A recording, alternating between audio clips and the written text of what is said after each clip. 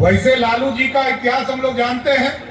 लालू जी यदि आज मुखिया भी नहीं बन सकते हैं तो उसमें कोई भाजपा का योगदान नहीं है साथियों, कोई एनडीए के साथियों का योगदान नहीं है।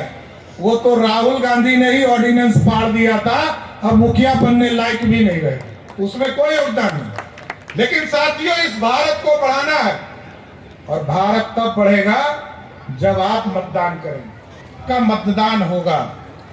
और आपने 2014 में पहली बार इस देश के यशस्वी प्रधानमंत्री नरेंद्र मोदी जी को अपना मतदान देकर देश का प्रधानमंत्री बनाया सर। और आप सोचिए, जिस भारत की अर्थव्यवस्था 12वें स्थान पर खड़ी थी, जैसे ही आपने आशीर्वाद दिया 14 और 19 में भारत की अर्थव्यवस्था 12वें स्थान से सीधा 5वें स्थान पर पहुंच गया।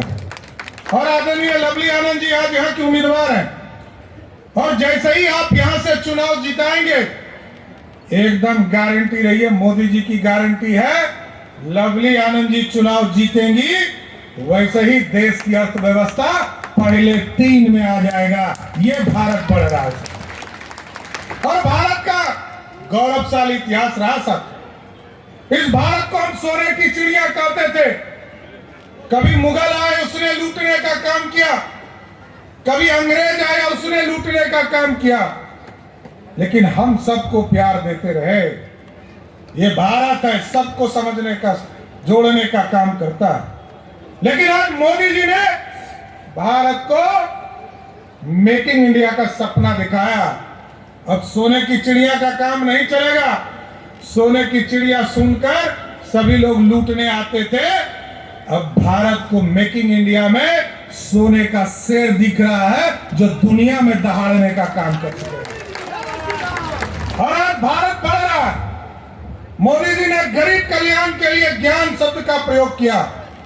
भारत में संकल्प लिया ज्ञान के माध्यम से, जी से गरीब, और गरीब कल्याण की योजना कई बार कांग्रेस पार्टी ने तो 55 साल तक इस देश में सरकार बनाई है सर, लेकिन सब बार गरीबों को लूटने का काम किया गया। गरीब के नाम पर गरीब को ही समाप्त करने का काम किया गया। लेकिन मोदी जी ने, ठीक कहा विजय सिन्हा जी ने, घर घर तक 14 में आए तो कहा 18 तक गांव गांव बिजली पहुंचाएंगे। 20 तक नीतीश कुमार जी और मोदी जी ने कहा कि घर घर बिजली पहुंचाएंगे। और इस बार मोदी की गारंटी है, अब तो बिजली घर घर पहुंच गया है। अब बिजली का मीटर जो है इसको 0 करना है तो मोदी जी को वोट देने का काम कीजिए। कोई मुफ्त नहीं चाहिए साथियों। देश के यशस्वी प्रधानमंत्री जी ने कहा है कि मोदी जी को वोट दो, करोड़ों परिवार को जो बिजली बिल होता है गरीबों का, उसमें सोलर युक्त लगाकर बिजली बिल को ही 0 कर देना है। बिजली बिल पे करने की जरूरत नहीं। और आज साथियों आप सोचिए, आजादी के 75 वर्ष पूरे हो चुके। मोदी जी 14 में आए, तब तक 3.5 करोड़ लोगों को पक्का मकान मिला था इस देश में, और मोदी जी के आने के बाद 4 करोड़ 20 लाख लोगों को, परिवार को पक्का मकान मिला। और मोदी जी की गारंटी हमारे भाजपा, जदयू और लोजपा और हिंदुस्तानी अवाम मोर्चा और आलम के सभी कार्यकर्ताओं से आग्रह करता हूं, एक एक घर जाइए, गांव में जाइए, लोगों से बात कीजिए और उनको बताइए इस बार मोदी जी की गारंटी है, जितना भी बंटवारा घर में करना है कर लो। 2029 के पहले एक एक गरीब को पक्का मकान देकर इस घर में गरीब शब्द खत्म करना। इसलिए साथियों, जिस तरह पक्का मकान गरीबों को मिल रहा था, साथियों याद कीजिए राम मंदिर के लिए कितने आंदोलन होते रहे, हिंदू मुस्लिम होते रहे। भारतीय जनता पार्टी एनडीए ने कॉमन मिनिमम प्रोग्राम 1996 में बनाया।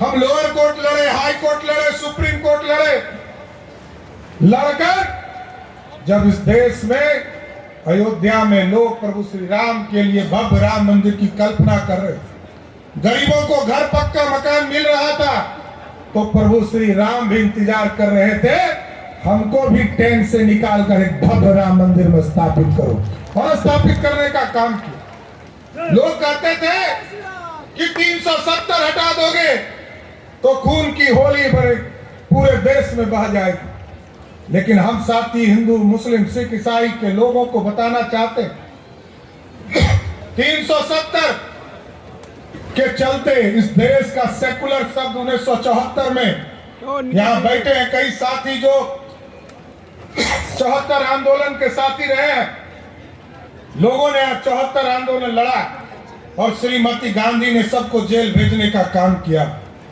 कश्मीर में 370 लगा था, 2020 तक जब तक 370 नहीं हटा तब तक वहां सेकुलर शब्द नहीं गया था।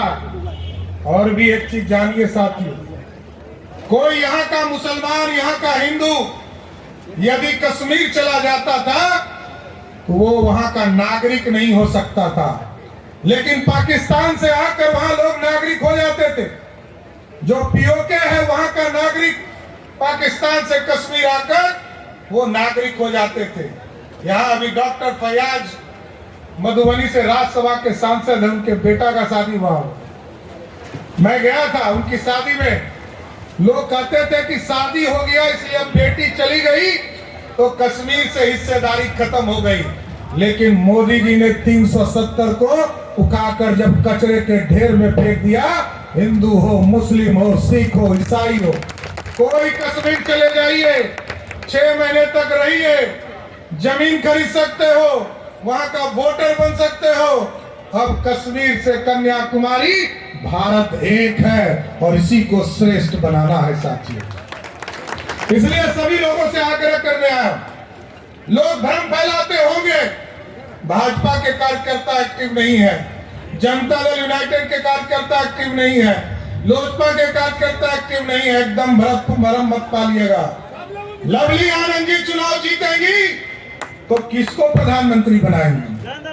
नरेंद्र मोदी को। और दूसरा कोई चुनाव जीतेगा तो किसको प्रधानमंत्री बनाएगा? पता है? पता है? अरे नामे पता नहीं है, क्योंकि 1 साल के लिए राहुल गांधी प्रधानमंत्री बनना चाहते हैं, 1 साल के लिए ममता बनर्जी प्रधानमंत्री बनना चाहते हैं, 1 साल के लिए अखिलेश यादव मुख्यमंत्री बनना चाहते हैं। तो क्या देश के लूटने वाले लोगों के हाथ में सत्ता देना है क्या? तो नहीं देना है तो एक एक वोट भाजपा हो या हमारे गठबंधन के कोई भी साथी हो, एक एक वोट लवली आनंद जी को दीजिए और देश में यशस्वी प्रधानमंत्री नरेंद्र मोदी जी को दीजिए। और मोदी जी का गारंटी स्पष्ट है साथियों, एकदम गारंटी है, जो जो भ्रष्टाचार में लिप्त होगा उसको जेल जाना होगा। और 25 तारीख को जैसे ही तीर छाप पर आप अपना मतदान करेंगे, 4 तारीख को आदरणीय लवली आनंद जी यहाँ से चुनाव जीतेंगी, देश में फिर से मोदी की सरकार होगी। इसलिए साथियों हम आग्रह करने आए और बिहार की सरकार की तरफ से भी आपको स्पष्ट तौर पर कहता हूँ, लालू प्रसाद जी 1990 से लेकर 2005 तक बिहार के मुख्यमंत्री रहे। नौजवानों को भ्रम नहीं होना चाहिए, 1 लाख नौकरी भी लालू प्रसाद जी ने अपने 15 साल के शासन में नहीं दिया, लेकिन आदरणीय नीतीश कुमार जी और आदरणीय सुशील मोदी के नेतृत्व में जब बिहार में सरकार बनी तो 15 साल में 7.5 लाख लोगों को नौकरी दिया। और एकदम अस्वस्थ रहिए, फिर वोट मांगने आएंगे।